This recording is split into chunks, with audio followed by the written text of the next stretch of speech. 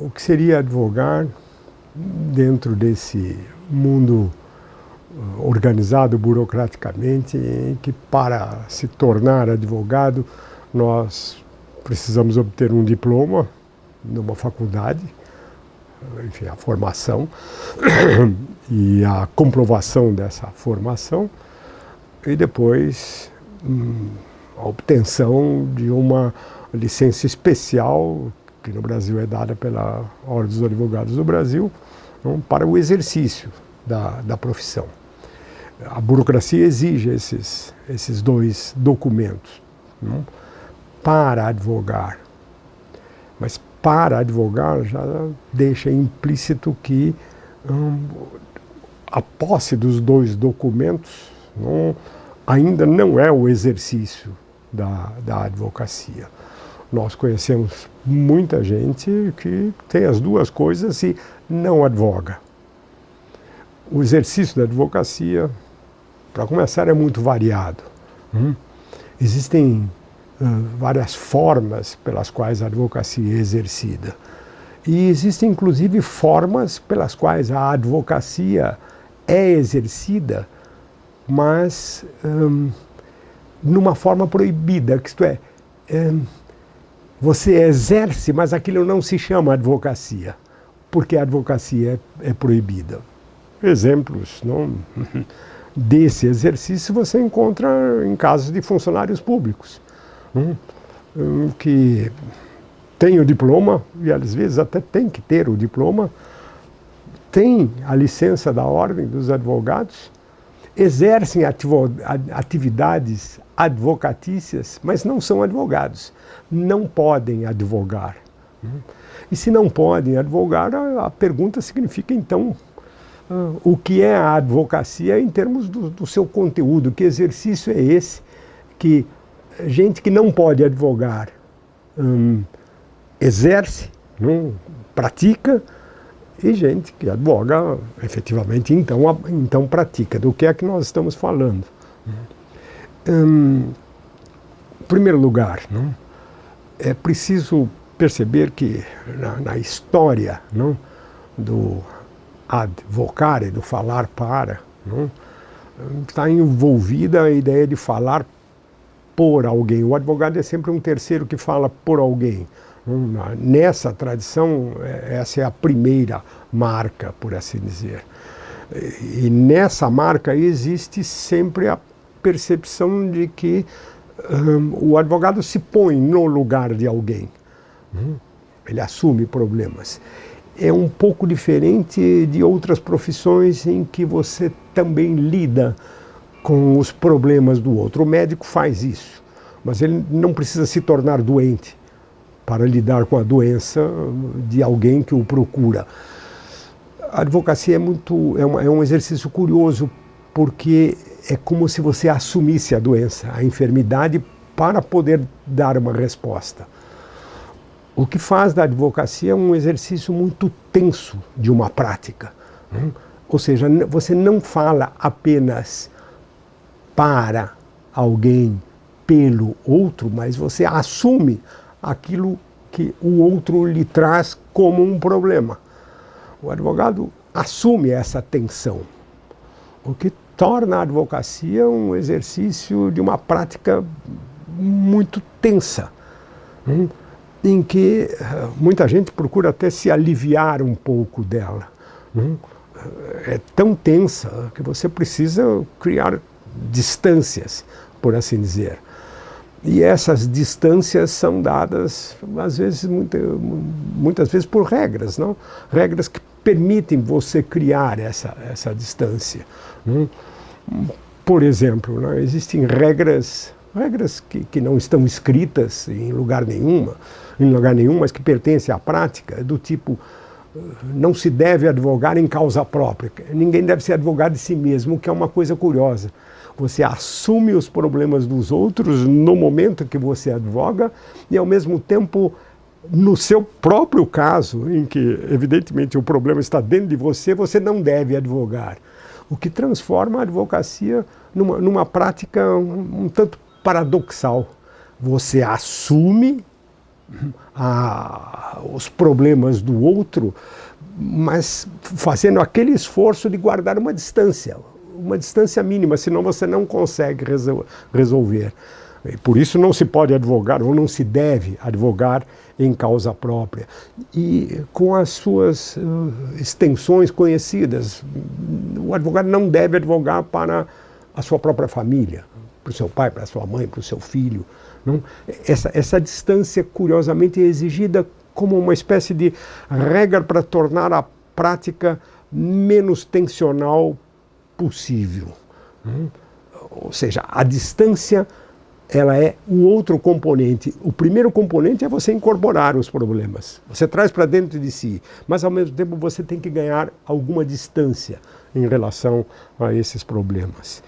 Bom, nessas características fundamentais, a advocacia envolve como lidar com conflitos, como lidar com problemas, lidar com problemas do outro, com essa devida distância.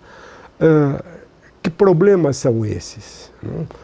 Bom, são problemas, em princípio, muito gerais. Eu me lembro que quando eu me formei em Direito, e por sinal, eu me formei em Direito em 1964 e fiquei quase 15 anos sem advogar, embora tivesse o diploma e tivesse a licença da Ordem dos Advogados. Não? Eu fiquei 15 anos sem advogar. Foi 15 anos depois que eu resolvi me dedicar à advocacia. Pois bem, essa experiência de intervalo me foi bastante sugestiva. Não? Eu fiquei muito tempo observando o que os meus colegas faziam, ou mais genericamente, o que faziam os advogados, mas também o que faziam os juízes, os promotores, os funcionários públicos, toda essa gente que, por assim dizer, até exerce profissões relativas ao direito e à atividade conferida à advocacia, mas não advogam. Não? Ao contrário, não? Se um juiz advogar, ele é imediatamente punido, ele não pode fazer isso. Não? A advocacia, por isso mesmo, tem essa qualidade de você falar por uma parte. O exercício da advocacia, ao contrário do exercício da judicatura, do juiz, não, por exemplo, ele é profundamente parcial. É diferente da atividade do promotor. O promotor também é parcial. Essa é uma outra qualidade importante de ser ressaltada. O juiz é imparcial, ele não pode tomar partido. O promotor toma partido, o advogado também toma partido. Mas essa parcialidade é diferente. Volto à questão de assumir o problema do outro. O advogado interioriza o problema do outro. O promotor não interioriza o problema de ninguém. E aí vem as premissas ideológicas da promotoria. Ele fala em nome da sociedade, ele é o fiscal da lei, ele atua, num certo sentido, em nome de uma abstração. Também se diz até que ele fala em nome da justiça. O que levantaria até problemas. E o advogado que interioriza e torna íntimo o problema do outro, fala em nome do quê? Do outro, nessa enorme parcialidade que ele tem que carregar. E aí vem todo o conjunto da advocacia como um conjunto de técnicas. Não são técnicas que permitem orientar como lidar com esse paradoxo, ao mesmo tempo interiorizar o problema do outro, defender o outro, e simultaneamente guardar distância. É nessa distância que vem uma peculiaridade, em que você, como advogado, não deixa de levar em conta a perspectiva do juiz ou do promotor ou do administrador. É preciso ter essa habilidade em termos de técnicas. Não? São essas técnicas que você aprende, na maior parte das vezes, no correr da vida. Não é muito fácil ensinar essa técnica dentro de uma universidade. E por isso, a simples obtenção de um diploma não transforma você num advogado. Não? Por mais que você tenha um excelente professor que até ensine as técnicas advocatícias, e não é isso em geral que as faculdades de Direito fazem, elas estão muito mais preocupadas em lhe dar o arcabouço teórico propício para o desenvolvimento das técnicas. Existe até livros sobre isso, não? De gente que escreveu sobre isso, livros com o título Formei-me em Direito e agora o que eu faço? Não? Essa dúvida aparece para qualquer formando na área jurídica. Enfim, a técnica é alguma coisa que você aprende nessa experiência. E isso é devidamente avaliado, às vezes, até pelo seu consumidor, pelo seu cliente. O cliente que procura um advogado experiente tem isso na cabeça. Isso faz parte da intuição popular. Não? O bom advogado é um advogado que tem experiência. Dá para procurar um advogado jovem, inexperiente, às vezes até por condições econômicas, talvez ele cobre mais barato. Isso é feito, mas a experiência conta muito. Essa técnica, essa capacidade de você conseguir intimizar o problema do outro e ao mesmo tempo olhar para fora e ficar percebendo o que ocorre com os outros que exercem também técnicas semelhantes, é algo ditado pela experiência. Por exemplo, escrever uma petição. Se você pede isso para o advogado jovem, ele é capaz de se debruçar para o problema e fazer uma enorme petição onde ele não vai deixar nada de fora. Talvez o advogado experiente seja mais arguto e diga muito menos coisas. E a pergunta que eu me fiz a primeira vez que topei com essa dificuldade, e alguém, um advogado mais experiente, me disse: a sua petição está muito longa, você está falando demais. E eu perguntei: sim, mas diminua.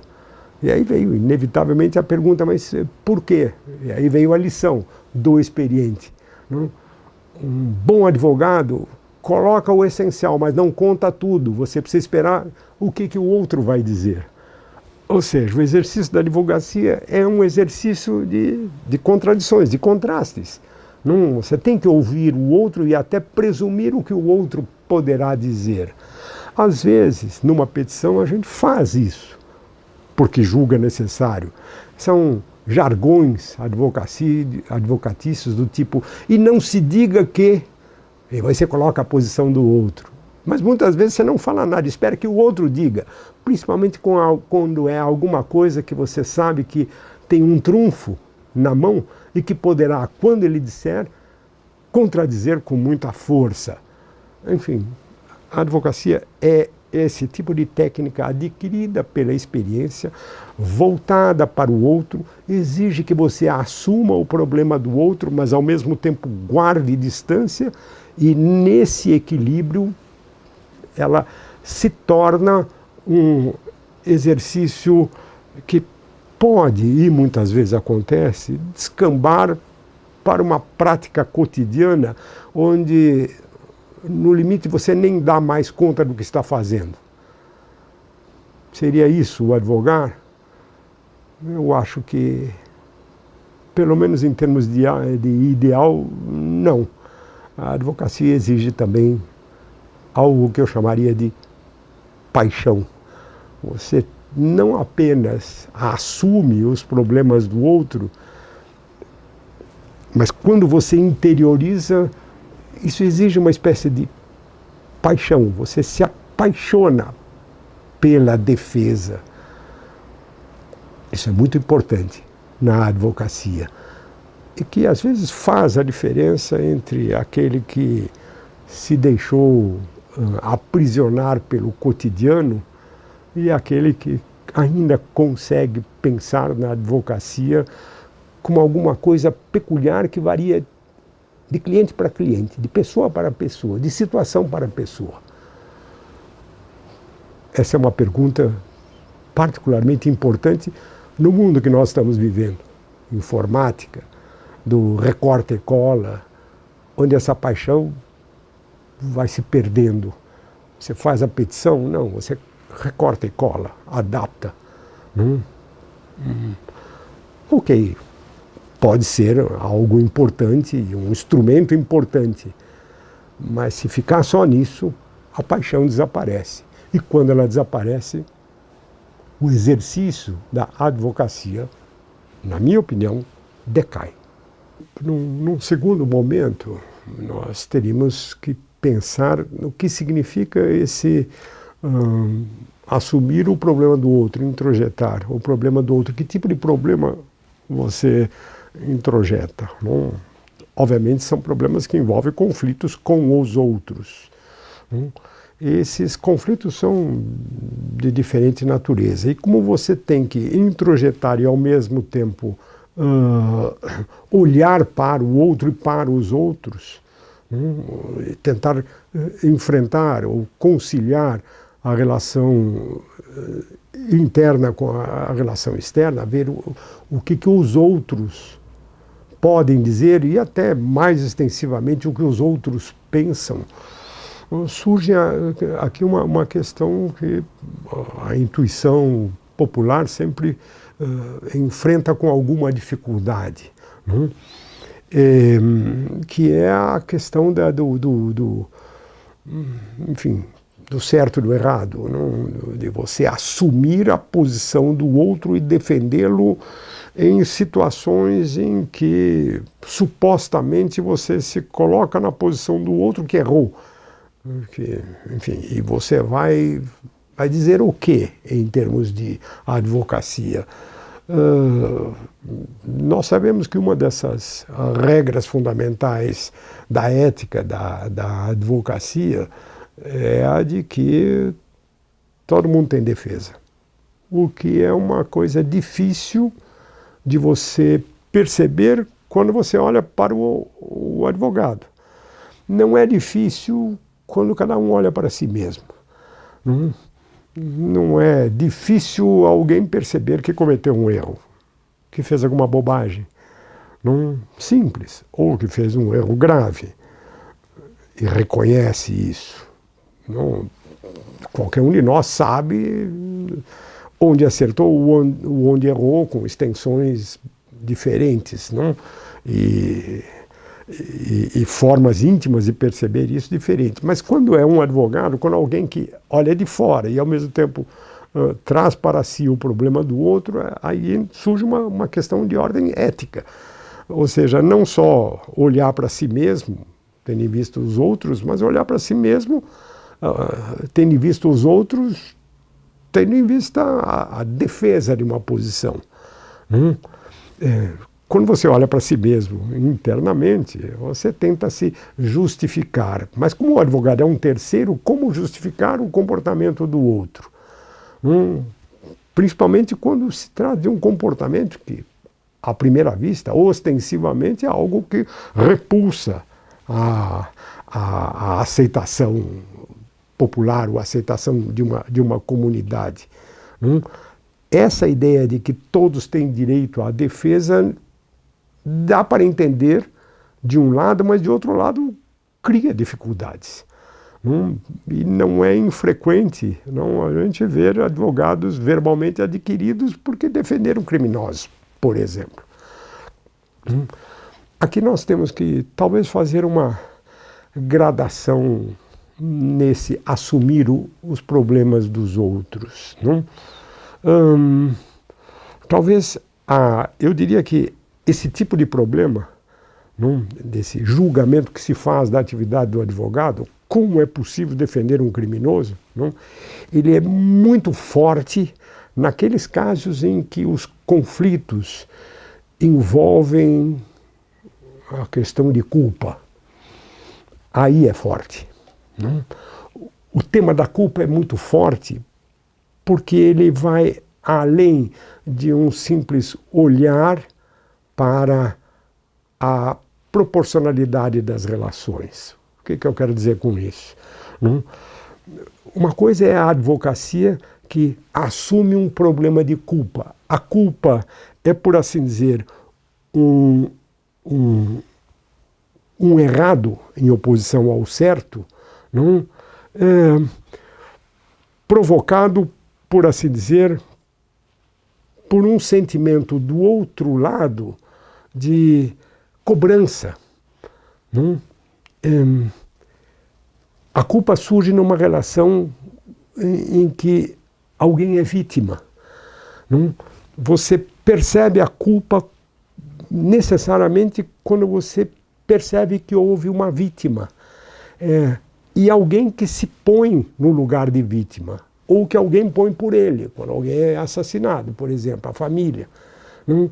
Ou a sociedade, então, que olha a vítima como algo que exige do outro uma reparação. Essa reparação é uma reparação que exige, por assim dizer, daquele que cometeu o ato, o crime, por exemplo, não? Pelo menos tenha algum indício de arrependimento. Ele pode até da boca para fora não se arrepender, não? Mas pelo menos se supõe arrependimento, remorso. Não? Ou seja, quando o conflito envolve culpa, esses fatores são muito fortes. Mas nem sempre o exercício da advocacia é exercício diante de fatores dessa natureza. Muitas vezes os conflitos se dão, por assim dizer, num terreno mais objetivo, onde as subjetividades não contam necessariamente. Questões meramente econômicas. Não, sei lá, tenho direito a uma indenização, isso é reconhecido, está escrito no contrato que você deve pagar tanto a tanto, mas desde o momento em que o contrato foi firmado, nós vivemos no Brasil, se passaram 4 anos ou 5 anos, portanto temos que fazer uma correção monetária. Qual é o índice que eu vou usar? Não, é um índice, enfim, da Fundação Getúlio Vargas, é o IPC, enfim, qual é o índice? Não? A lei fala qualquer índice, o índice que está no contrato, não? Sim, mas no contrato não falou qual era o índice, então qual que você vai usar? Isso gera conflitos que, por assim dizer, são, no limite, muito alheios à ideia de culpa. Não existe culpa aí dentro. Não? Esse tipo de conflito envolve um exercício da advocacia onde esse tema de todos têm defesa não tem a mesma carga emocional que tem no outro. Então aqui é preciso, talvez, matizar as questões. A advocacia se exerce em todos esses campos. Os problemas são multifários, são muitos. Não? A força a força negativa dessa objeção, não, de o advogado defender o culpado, surge nesse tipo de relação, não, em que você tem uma desproporção, mas entre alguém que aparece como vítima, não, e alguém que aparece como autor. Não? É nessa desproporção que esse problema surge fortemente. Todos temos direito à defesa. Bom, a presunção é que lá na intimidade de cada um, problema que você assume, sempre existe alguma justificação. Nem que seja no momento em que você tem consciência de que cometeu um erro, de que fez alguma bobagem, que matou alguém. Pode-se admitir situações de um ato absolutamente inescrupuloso, enfim, falta absoluta de remorso, de arrependimento, zero. Não? Ainda assim, é preciso considerar, e essa é a hipótese, considerar que o outro, ainda que não consiga formular a sua justificativa, alguma justificativa ali existe. Isso é, por assim dizer, a regra radical do exercício da advocacia. Ainda que aquele que entrega a você os seus problemas numa atitude absolutamente inescrupulosa e até cínica, não? Diga, não, eu matei mesmo, não, eu sou assim. Não, essa regra se torna uma espécie de obrigação para o advogado em dizer, ainda assim, você tem que encontrar ali dentro alguma justificativa para evitar, por assim dizer, essa carga enorme disso que se chama culpa. Não? O advogado assume isso. E aí entra a ideia aí por detrás de que no mundo do direito a rigor não existe certo e errado. Não? Nós estamos sempre lidando com situações intermediárias, por assim dizer. Em tudo existe alguma versão, algum lado que permite você repensar o que aconteceu. Isso é sempre possível. E isso talvez seja sempre possível, porque as sociedades, os seres humanos são assim. Enfim, nós somos computadores multitexto. A cabeça humana não é uma cabeça absolutamente racional, lógica. Primeiro isso, depois aquilo, em seguida aquilo. Não é assim que a gente pensa. A gente pensa um pouco em tudo ao mesmo tempo. Você está falando em alguma coisa e você mesmo, na hora que fala, pensa numa outra que você não fala e às vezes até atrapalha o que você está dizendo. Você fala, o que eu estava falando mesmo? Pensei numa outra coisa aqui e me esqueci. Enfim, o relacionamento humano é muito mais complicado. E o trabalho da advocacia, mesmo onde exige culpa reconhecida, se vale disso. Ninguém é dono absoluto de si mesmo. E, portanto, é preciso olhar para essa enorme possibilidade e, na prática, orientar até uma condenação inevitável. Até porque as leis têm graus de condenação. Há países que há pena de morte para um crime. Outros que falam em 20 anos, outros que falam em prisão perpétua. E mesmo quem fala em prisão perpétua admite que você possa eventualmente ser solto. Uma liberdade vigiada que seja, ou 30 anos com uma liberdade vigiada. Tudo isso entra nessa contagem. E por isso a regra de que todos têm direito à defesa, que é essa forma de lidar com a culpa. Do outro lado, em que você lida mais objetivamente com proporcionalidades, curiosamente essa regra não causa espécie. Aí quase que a gente tem uma tendência mais espontânea de admitir que os pontos de vista não são iguais e sempre admitem divergências. Qual é o índice? Como se faz o cálculo do índice? Foi executado matematicamente, mas eu chamo outro matemático que vai me dizer, não, o cálculo foi errado. Também é uma forma de você enfrentar, enfim, esse mundo onde o certo e o errado não são oposições absolutas. Essa questão da regra da defesa conduz inevitavelmente a uma outra questão que se refere ao reconhecimento daquilo que se poderia chamar de a verdade factual, aquilo que efetivamente aconteceu ou acontece, e o reconhecimento do fato.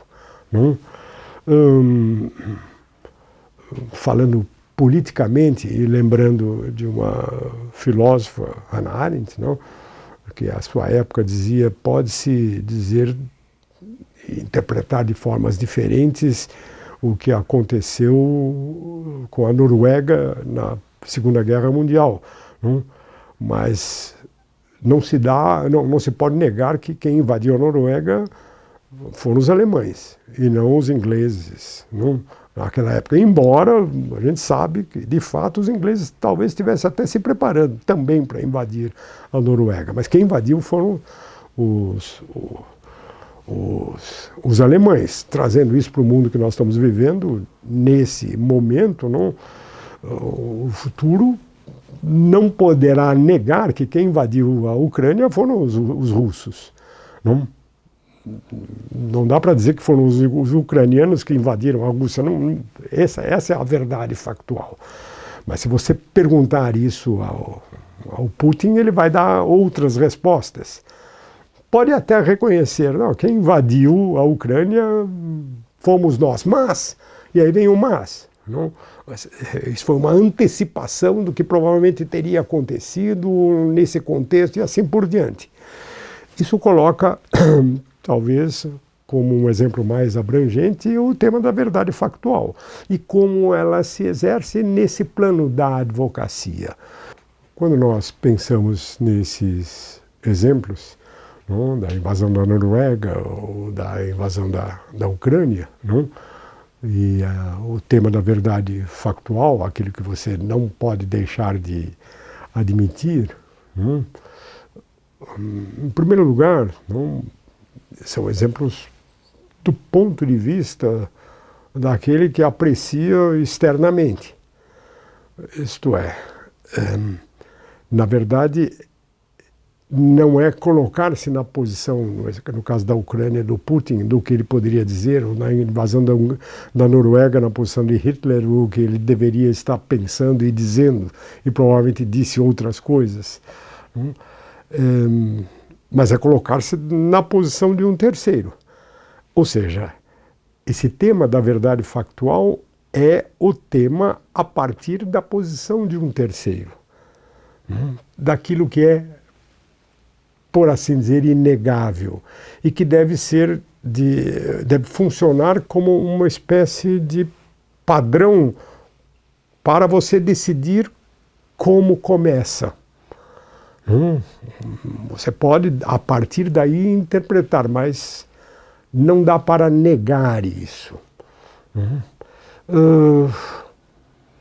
Quando a gente vai à realidade dos fatos e se coloca do ponto de vista daquele que pratica o ato, a verdade dos fatos, até nessa suposição mesma de que é algo que não se pode negar, não se comporta inteiramente desse modo.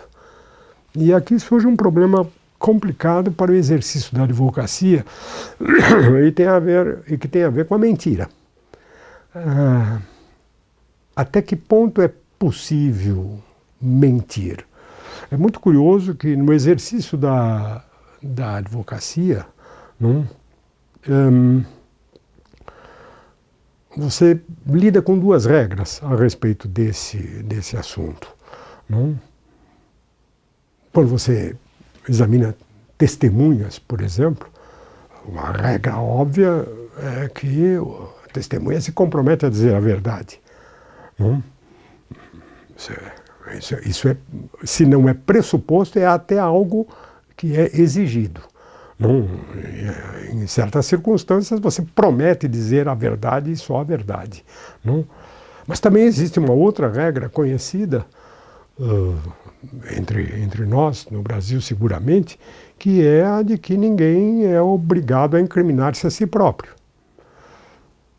O que indiretamente significa que quando você testemunha algo a respeito de si próprio, você pode mentir. Pelo menos está implícito aí. Ou seja, até onde vai a verdade factual em termos de reconhecimento? Até que ponto você admite a mentira? E isso traz um problema para o exercício da advocacia, nesse balanço entre a obrigação de ser fiel àquilo que aconteceu, verdade factual, e ao mesmo tempo poder mentir ou não se incriminar. No mínimo, uma das formas conhecidas de mentira, que é a chamada omissão. Você tem o direito de ficar calado, como se diz. Se você tem o direito de ficar calado, você não conta inteiramente a verdade, mesmo dos fatos. Você omite. A omissão talvez seja até interpretada aí como uma forma de mentira mais suave. Você não desdiz aquilo que de fato aconteceu, mas pelo menos você se omite a respeito daquilo.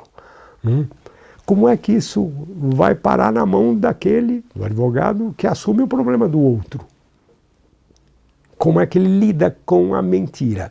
Esse é o problema da verdade factual no exercício da advocacia. Eu diria que nesse jogo que existe, no modo como se aprecia o testemunho, enfim, de um lado a obrigação de dizer a verdade, mas de outro lado a licença, o direito de não se incriminar a si mesmo e, portanto, de omitir, o exercício da advocacia, por assim dizer, assume essas duas possibilidades em termos de absorção da mentira. Você não pode, no exercício, assumindo o problema do outro, mentir. Mas a possibilidade de jogar com a omissão não é negada ao exercício da advocacia. Você não precisa contar tudo. E o outro detalhe, talvez aí igualmente tão importante, quando a gente pensa de novo no exemplo político do Putin ou do Hitler, não? Ou seja, invadimos sim, mas esse mas é fundamental aí dentro. Não? De um lado, você não precisa contar tudo. Você pode omitir. Evidentemente, como o exercício da advocacia é sempre um contraditório, você omite, mas o outro conta. E aí como é que fica? Aí vem o mas. Ou seja, você reconhece, sim, de fato, isso realmente aconteceu, mas aí vem as justificativas, ou aquilo que a gente chama de justificar, que não é propriamente explicar, ou seja, não é desdobrar, explicar significa desdobrar o fato em todas as suas nuances. Justificar é, por assim dizer, fazer com que aquilo que se reconhece e que à primeira vista levanta a suspeita de uma enorme injustiça não seja bem assim. Isso é justificar. E na justificação, de novo, vem uma técnica muito especial da advocacia. Aquele fato que foi omitido e que depois teve que ser reconhecido, mas que é então trazido para a justificação, ele é, por assim dizer, recontado. Sim, mas lembre-se que também, e aí nós vamos, é esse jogo, por assim dizer, que está por detrás do modo como a advocacia lida com o tema da verdade factual. Será que, para quem olha agora de fora, o exercício da advocacia convive até cinicamente com a mentira? E no limite até, será que nós poderíamos dizer que em alguns casos a mentira quase que é aceita e afirmada?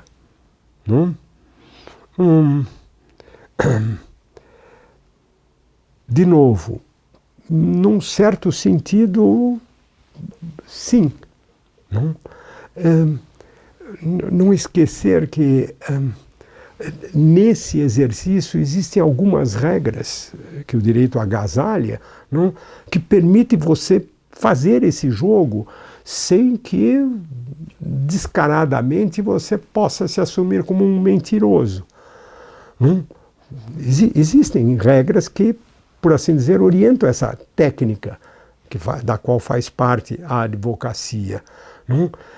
Não apenas você omite, não apenas você não precisa contar tudo, não apenas aquilo que você conta você pode justificar, mas existem outras fórmulas que aparecem aí para você lidar com isso.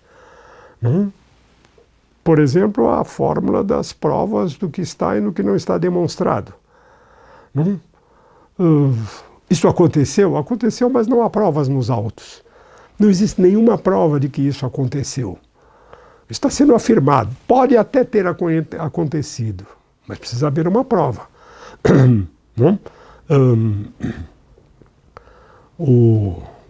A vítima foi assassinada com uma faca. Não? Essa faca pertencia a fulano de tal, mas a faca não foi encontrada. Ela não está em lugar nenhum. A arma do crime não aparece. A faca era do autor? Sim. A vítima foi assassinada com uma faca? Foi. Com a faca do autor? Onde está a faca? A ligação entre uma coisa e a outra, que representaria o reconhecimento do fato, da verdade factual, ela permite na argumentação que você diga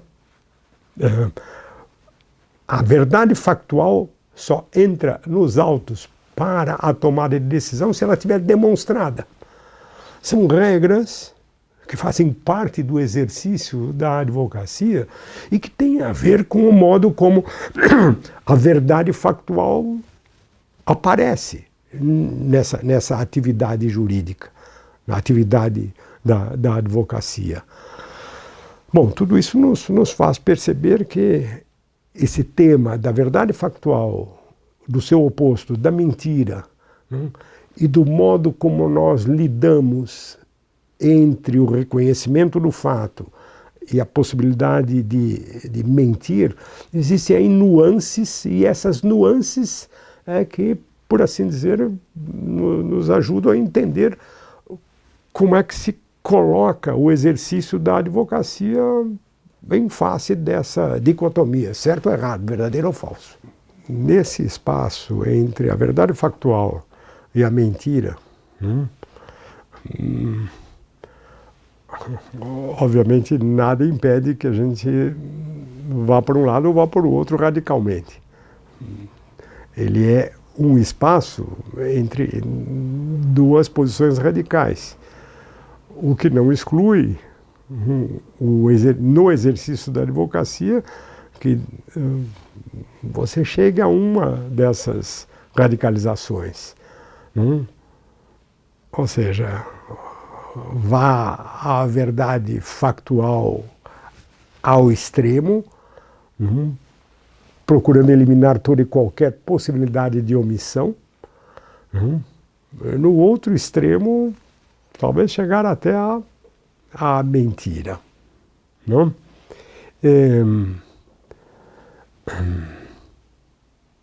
Aqui surgem até problemas do tipo forjar provas, provas forjadas. Isso pode acontecer? Pode. Eu imagino que possa acontecer isso.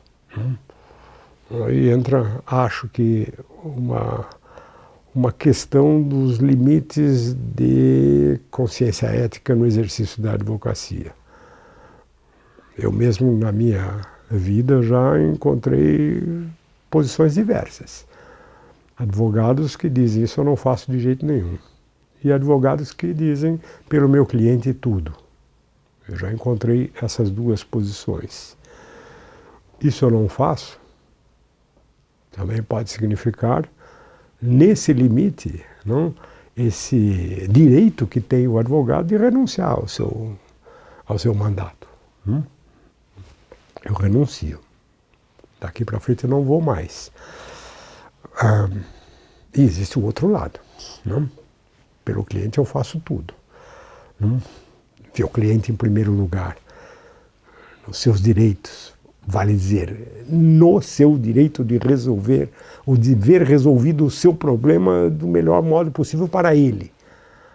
É nesse extremo que a questão se coloca, em termos éticos, por assim dizer. Acho que, na média, nem sempre eu chego a esse extremo. O que a gente percebe acontecer são comportamentos que estão justamente entre os dois extremos. Nem só uma verdade pura, total, rigorosa, e só a verdade, nem também a mentira. nesses dois extremos, talvez interesse o caso específico da mentira. O que é uma mentira? Acho que a pergunta tem que ser feita também. O que é mentir? Aqui entram alguns detalhes, acho, importantes. À primeira vista, mentir é negar a verdade factual.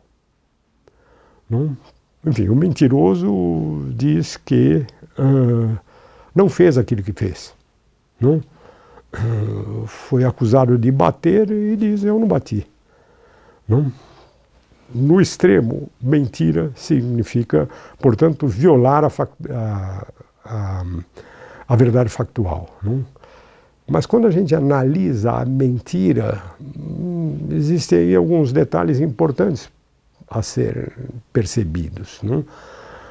Se me permite usar a distinção, essa percepção da mentira, de que mentir é negar os fatos, ou negar a verdade factual, é uma percepção semântica da mentira, da relação entre a palavra e o mundo objetivo, entre aquilo que você fala e aquilo de que você fala. A percepção semântica existe uma quebra entre um e o outro. Aristóteles, quando definia mentira, dizia que mentira é exercer na sua mente um discurso e falar outra coisa. Ele diz assim: mentir é, portanto, pensar uma coisa e falar outra. Curiosamente, ele não chamava imediatamente a atenção para a relação entre o que você falava ou pensava e aquilo que efetivamente tinha acontecido. Não era bem aí que estava a mentira. A observação de Aristóteles é importante para a gente entender o que é a mentira. De um ponto de vista que então eu não chamaria de semântico, a relação da palavra com as coisas, mas nessa relação entre pensar e falar, e portanto nesse agir. A mentira exige, por assim dizer, uma atitude em relação àquilo que acontece, vamos chamar assim. Ela não se dá propriamente, ela inclui a relação entre o que você fala e aquilo que efetivamente aconteceu. Mas esse não é o forte. O forte está na relação no que você pensa e que você fala. Ou seja,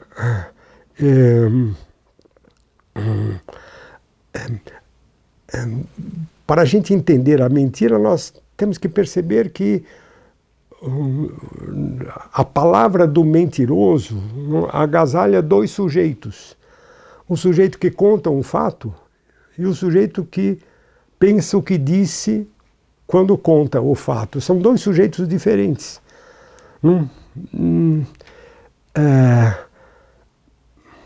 Eu talvez traga um exemplo um pouco estranho, mas que vem sempre à minha memória quando discuto esse tema da mentira. Um neto meu, quando tinha 4 anos de idade, ele queria ir à praia. E houve uma ordem da mãe, o tio estava do lado e falou assim: você pode ir à praia, mas se o seu tio for junto. Tá bem. Daí ele olhou para o tio e falou assim: eu vou para a praia, mas não quero que você venha junto. Aí o tio olha para ele e fala: tá bom. E ele se dirige à praia, com todos os riscos que podia haver, uma criança de 4 anos, e o tio, obviamente, vai atrás. E quando o tio chega lá, a criança olha para o tio e fala assim: você mentiu. Por que ele mentiu? Porque ele disse que não vinha e veio. Essa é a primeira intuição. Mas é aí que entra o tema da mentira. A mentira está em que ele disse que não vinha, mas veio, fato. Ou está em dizer que não vinha e veio. É mais desse lado. E aí entra o problema ético da mentira no trabalho do advogado. Onde é que está a mentira? Você dizer que o fato não aconteceu e até trazer alguma demonstração negativa, que seja, para mostrar que aquele fato não foi bem assim, ou não aconteceu desse jeito. Enfim, tudo aí entra no modo como você, entre aspas, manipula o fato. Você está consciente daquilo que está dizendo e, mediante o que está dizendo, ocultando aquilo que você pensa. Esse é o tema complicado da mentira. E aí entra o problema de, nesse limite, você forjar uma prova. Acho que esse limite nos coloca realmente numa posição complicada. Que uma coisa é nunca esquecer que esse exercício, a advocacia, é sempre dentro de um contraditório. Qualquer coisa pode ser contraditado. Forjar uma prova é uma coisa complicada. Isto é, até a percepção tática de que foi algo forjado é um risco, e um risco enorme, mesmo abstraindo do tema da mentira. Se você for desmascarado, toda a robustez da defesa vai por água abaixo. Mesmo um contumaz, um esperto mentiroso sabe disso. Portanto, esse exercício da mentira na advocacia, ele se entremeia com atitudes de inteligência esperta. O inglês chama de expert, não? Que é um inteligente capaz de perceber desaforadamente mentir não é uma boa coisa. A mentira tem que ter uma substância que permita que você diga que não é mentira. Eu, por tudo isso, diria que essa questão da mentira, de novo, no terreno da advocacia, não dá para ser julgada como sim ou não, certo ou errado. Você tem nuances aí dentro, e várias nuances. E em termos de consciência ética, que no limite pode até admitir que você venha em algum momento a, se não forjar, pelo menos apresentar algo que tenha alguma robustez no contexto. No limite, você pode até forjar mesmo, enfim, mostrar uma fotografia de algo que não aconteceu, por exemplo. Ou uma conta na contabilidade que é limpa e perfeita, embora alguém venha denunciar que na contabilidade houve ali alguma manobra. A gente está vendo isso nesse caso rumoroso desse momento. Até onde vai a mentira nesse caso? A prova na defesa de quem agiu foi uma demonstração contábil, forjada. Existe essa brincadeira de se perguntar ao contador, o que é o não a verdade, não? Enfim, onde é que eu coloco esse número? E a pergunta vem, onde é que você coloca? Qual é o resultado que você quer? Lá embaixo tem que ter o balanço. O ativo não pode estar diferente do passivo. Como você coloca ali dentro, foi forjado. Ou seja, mesmo a mentira. Agora pense na posição do advogado, que tem que defender aquela contabilidade. Como é que ele vai lidar com isso? Aquilo pode ser trazido, não, mas a contabilidade está aqui, assim foi feita. Não, mas isso fere. Entra toda a discussão de regras. Eu volto ao ponto inicial. Acho que, no limite, no exercício da advocacia, você tem essas duas atitudes éticas radicais. Tudo pelo meu cliente, até mentir, ou dentro dos meus limites. Mentir ou não minto. E dentro desse esquema, você tem nuances. O que muitas vezes faz do advogado uma figura não muito apreciada. Não? Contam, eu nunca vi, mas contam que o santo protetor dos advogados, Santo Ivo, era um advogado, foi santificado, e que na base da sua estátua se costumava escrever advocatus, advogado, sed non latro, mas não ladrão. Enfim. Bom, isso provoca sempre um dilema para quem advogar, para o advogado. Não? Advocatus sed non latro, advogado, mas não ladrão. Bom, acho que é muito difícil alguém ser santo. Santidade é muito complicada.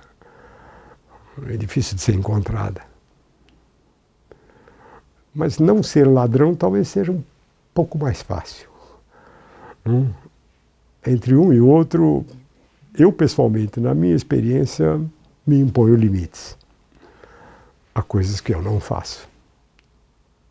Mas isso é uma opção minha, nessa dicotomia.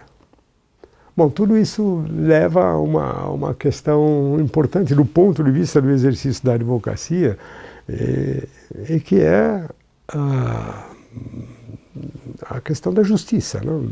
Enfim, não, o exercício da advocacia tem a ver com a justiça? Tem. Não? Qualquer petição de advogado termina com um P. Justiça. Peço justiça. Faz parte desse jargão advocatício, faz parte do exercício comum.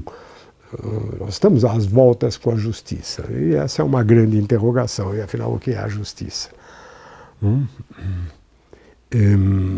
Uma questão de convicção pessoal e, portanto, voltada para a intimidade. O justo é aquilo que cada um pensa de si mesmo, e a partir de si mesmo, do que seria o justo, enfim, do que seria o certo em oposição àquilo que está errado. Essa é uma hipótese sempre plausível. E a outra é, não, a justiça é aquilo que interessa à comunidade, ao todo. Não, e aquilo que cada um pensa do que é, o que é justo, tem que ceder àquilo que a comunidade pensa do que seja o justo. Isso falando de uma forma bastante intuitiva, do que se costuma dizer a respeito da justiça. Olhando para o exercício da advocacia, essa questão, dentro dessa margem da intimidade para a comunidade, enfim, afinal, o que é, afinal, a justiça, no exercício da advocacia, nós temos talvez dois momentos diferentes a separar. Um desses momentos dentro do próprio exercício, no próprio exercício. A justiça tem a ver com alguma forma de percepção até íntima, do que é certo e do que é errado. Tem a ver com uma percepção até íntima do que é certo, do que é errado, até no limite da possibilidade de você poder agasalhar o problema do outro. Enfim, de encontrar alguma justificativa. A justiça tem a ver com isso. Por outro lado, nesse exercício é impossível você abstrair de padrões daquilo que se vê como justiça. Esses padrões vão, por assim dizer, sedimentando no correr dos tempos. Há coisas que vão sendo repetidas e vão sendo, por assim dizer, repetidas até no limite quase sem pensar. Qualquer um admite. Existe no campo jurídico a célebre definição do jurista Celso, Que a justiça é dar a cada um o que é seu, né? Dar a cada um o que é seu. Né? Não é bem a justiça, ele fala o direito justo, é dar a cada um o que é seu, não lesar os outros, ou não prejudicar os outros. Viver honestamente, isto é, viver moralmente. Isso dizia Celsus, mencionado por um outro jurista chamado Paulus. São fórmulas para a gente lidar com o tema da justiça. Existem, obviamente, outras fórmulas, mas quando a gente pensa em justiça, a gente pensa nessa intimidade, no lado íntimo, que você até absorve quando assume o problema do outro, mas existem também essas fórmulas que ficam no tempo. No exercício da advocacia, esse jogo, eu vou chamar precisamente de jogo entre as fórmulas, esses padrões que vão ficando, e a percepção íntima do que se fez, está certo ou está errado, você tem um momento fundamental aí dentro, que é o resultado, a solução. Em algum momento alguém, ou algo, eu digo algo de propósito, alguém, o juiz, por exemplo, vai dizer o que é o certo e o que é o errado. Ou algo, as partes fazem um acordo em juízo. A gente pode perguntar, qual é o justo? É o que o juiz diz ou é que as partes acordam, concordam? E uma estava guerreando com a outra, dizendo que está errado. E a outra dizendo, não, errado está você. E no fim eles entram num acordo justo. Isso é justiça? Ou é preferível deixar que o juiz julgue? Ele é um terceiro. Supostamente não tem nada a ver com isso. É imparcial. O tema da justiça envolve esse jogo. Isto é, esse jogo entre padrões, percepções íntimas e decisões. É nesse jogo que, no exercício da advocacia, aparece o que a gente chama de justiça. Nem padrão, nem percepção convicta íntima, mas sucessivas decisões, acordos, acertos e desacertos, divergências, pedidos de decisões. É um contínuo. Aquilo que a gente, em termos de advocacia, eu ousaria dizer assim, chamaria de justiça, é esse processo. Esse processo é contínuo. Isso é uma resposta que foge da pergunta, afinal, o que é a justiça? Eu diria que, de novo, depende da perspectiva com a qual eu olho o discurso humano. Se eu olhar de um ponto de vista sintático, talvez eu pudesse até dizer, não, 2 mais 2 é igual a 4, não há outra alternativa, por hipótese. Se eu olhar do ponto de vista semântico, não, ou as coisas acontecem ou não acontecem. Mas desse terceiro ponto de vista, que eu chamaria de pragmático, eu teria que dizer que perguntas desse tipo, o que é a justiça, e sobretudo no exercício da advocacia, é na verdade algo que está em movimento. E está em movimento permanentemente. E até permite que, quando eu olho de fora, por isso que eu comecei dizendo, tem uma perspectiva de dentro do exercício da advocacia e de fora. Quando eu olho de fora, eu posso de novo entrar, sem entrar nesse jogo e dizer, mas que bruta injustiça. Até quando há um acordo. E o juiz homologa o acordo. Existem casos até mais radicais. Alguém entra com ação e briga e vai até o fim, o outro se defende, e de repente aquele que entrou com ação e briga, etc., desiste da ação. E o outro fica olhando e fala assim, e agora? Temos justiça? Mas eu defendi com tanta força que ele estava errado, E vem o juiz e fala assim, mas ele desistia direito dele. Onde é que foi parar a justiça nesse caso? É justo ou é injusto?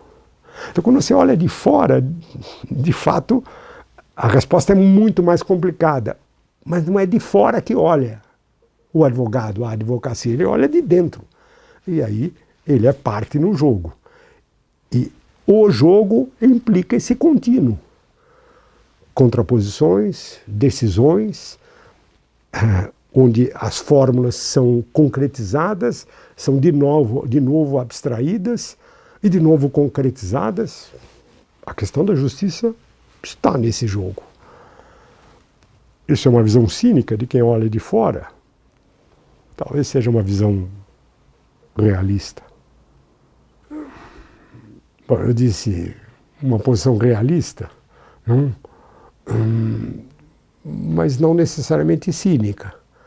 Não? Por quê?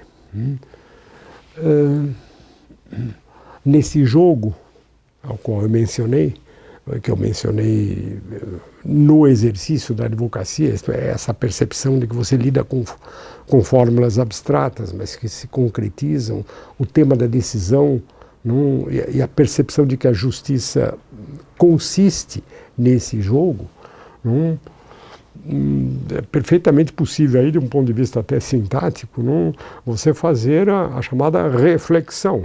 Não, qual é o limite? Qual é o limite em que eu posso aí falar de justiça? Bom, para não me perder, não, a questão é, quando eu digo que a questão da justiça, no exercício da advocacia, está nesse jogo, não, obviamente aí surge, para não ser cínico, um limite. Não? A negação do próprio jogo ainda seria justa?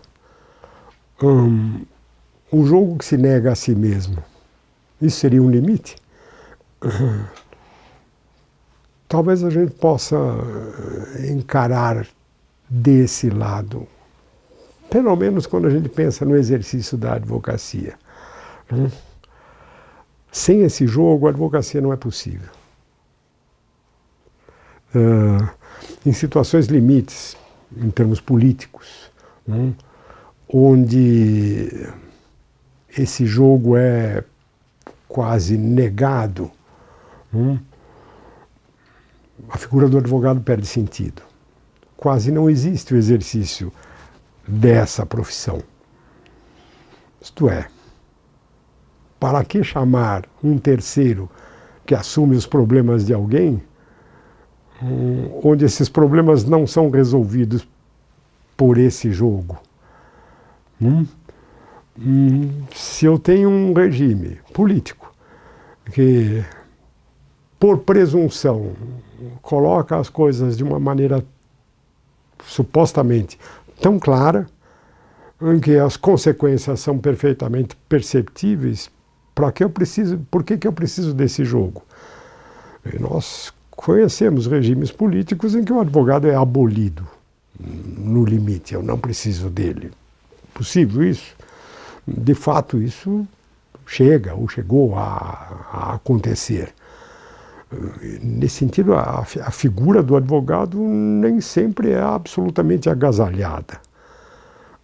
E isso nos faz pensar num limite do que seja a justiça, no exercício da advocacia, sem ser cínico.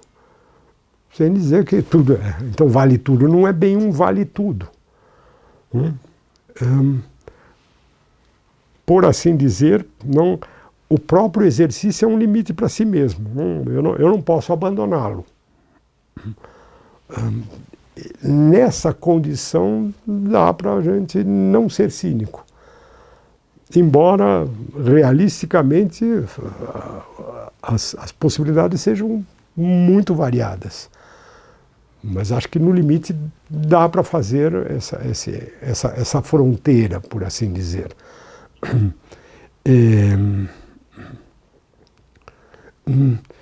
Digamos que pergunta o que é a justiça, ela vai ganhando várias perspectivas nesse jogo. Mas uma perspectiva que acabe com o jogo, ela acaba com a justiça, pelo menos em termos advocatícios. A advocacia perde sentido. Isso seria um limite, acho. Isso leva também a um problema da ética da própria advocacia.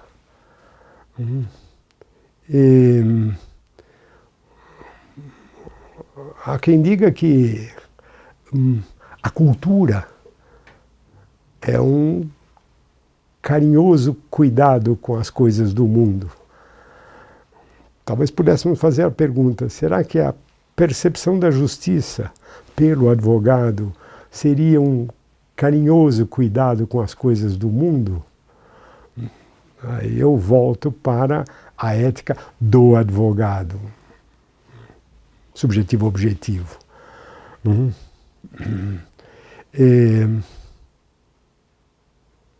Como é que se educa alguém para o exercício da advocacia? E é pensando nas faculdades, ou naqueles que recebem em seus escritórios estagiários.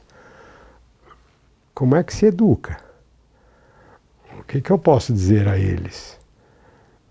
Como professor, ou como o advogado experiente dentro de um escritório, ainda que seja com uma multidão de advogados, grandes escritórios, o que eu faço com um estagiário? Mando ele ficar colhendo informações sem saber bem o que ele faz? Conto para ele o que está acontecendo? Não conto? Até que ponto? Acho que esse carinhoso cuidado com as coisas do mundo acaba fazendo parte desse limite da advocacia. No sentido de que é preciso que haja cuidado, isso não é fácil de objetivar como regra, mas é preciso que haja cuidado do modo como eu preservo o próprio exercício.